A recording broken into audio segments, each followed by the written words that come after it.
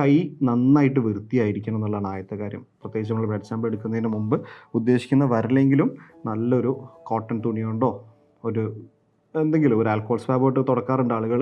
Alcohol സ്വാബായിട്ട് തുടക്കുകയാണെന്നുണ്ടെങ്കിൽ അതിന് ശേഷം ഒരു കോട്ടണോ ടിഷ്യൂ പേപ്പറിൻ്റോ നന്നായിട്ട് തുടച്ച് വൃത്തിയാക്കുന്നത് ഏറ്റവും ആവശ്യമാണ്. കാരണം അല്ലെങ്കിൽ ആൽക്കഹോൾ കണ്ടൻറ്റ് ബ്ലഡ് സാമ്പിളിൽ ചേർന്നിട്ട് ഷുഗർ ലെവൽസ് തെറ്റി വരാൻ സാധ്യതയുണ്ട്.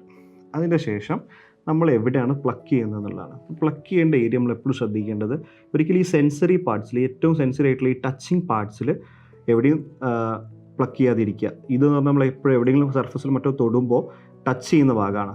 മറിച്ച് ഈ സൈഡ് വശങ്ങളിൽ വല്ലതും ടച്ച് ചെയ്യുന്നതാണ് ഏറ്റവും നല്ലത്, പ്ലക്ക് ചെയ്യുന്നതാണ് നല്ലത്. അപ്പോൾ കൂടുതൽ നമുക്ക് ബുദ്ധിമുട്ടുണ്ടാവില്ല ആഫ്റ്റർ ചെക്കിങ്. അത് മാത്രമേ ഉള്ളൂ കാര്യമായിട്ട് ശ്രദ്ധിക്കാനുള്ളത്. ഓക്കെ, ഇനി ഇത് 3 എന്ന് പറഞ്ഞ ലെവലിലാണ് നമ്മൾ ചെക്ക് ആക്കി വെച്ചിട്ടുള്ളത്. ലോഡഡ് ആണ്. ഓക്കെ, ഇനി നമുക്ക് മെഷീന് ആദ്യം സ്ട്രിപ്പ് ഇടാം.